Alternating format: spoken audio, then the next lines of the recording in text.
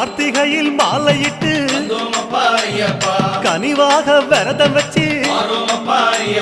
மணிமணியா மாலையிட்டு மார்கழியில் பூச வச்சு சபரிமலை பயணம் தானப்பா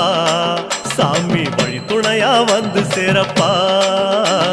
சபரிமலை பயணம் தானப்பா சாமி வழி துணையா வந்து சேரப்பா குருசாமி சொன்னபடி கூடி நல்ல விரதம் வச்சு கருப்பசாமி பொண்ண நினைச்சு காலமால பூச வச்சு காந்தமல ஜோதியானவா